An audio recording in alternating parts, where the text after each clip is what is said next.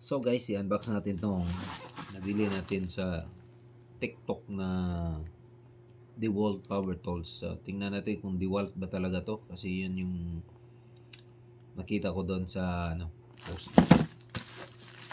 Moment of truth. Okay, ang open ha. So i-open pa lang natin to. Minsan kasi may mga kalukuhan dyan sa... Pero in fairness sa TikTok, pag mali yung item, i-refund talaga nila guys. So yan yung kagandahan ni TikTok. Pag may mga loko-loko na mga delivery kaya o kaya pag-transport, so babayaran talaga yan. Pero yung seller, iwan ko kung anong gawin yan. Yung TikTok dyan, siya nang bahala dyan mag-punish.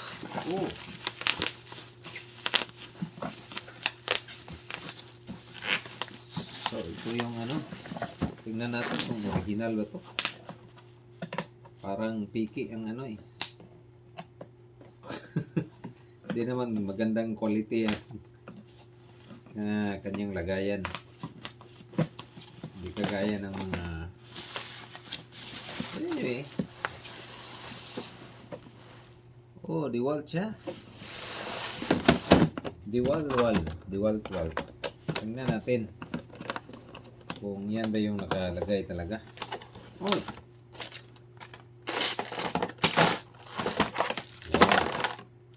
Brushless to guys. So tingnan natin. So hindi naman masyadong kagandahan yung niya. Alog-alog pa. Anyway, charger magaan. So in short, di talaga siya quality. Pero tingnan natin. Battery, di naman masyadong kabigatan. Try natin on. Ito ang on niya. Wow.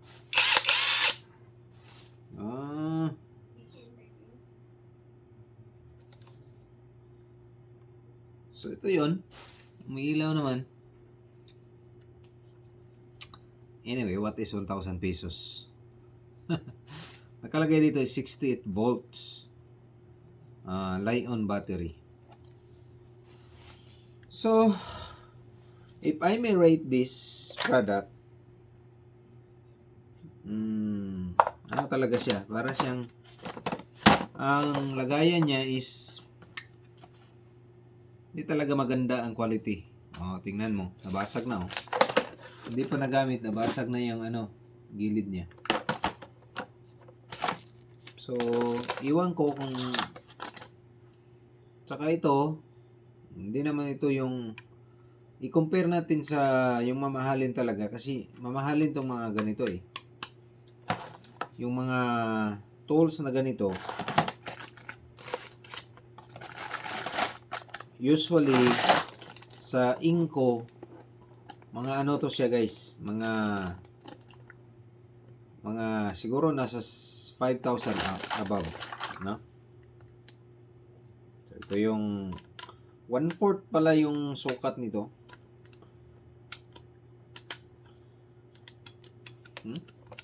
Tingnan mo, alog-alog. Baka plastic tong ilalim ito. Wala na. So, iwan. Tingnan lang natin kung makatanggal ba siya. Impact drill nito. Impact drill na ito. So, ganyan. Para talaga siyang hindi maganda ang quality sa parang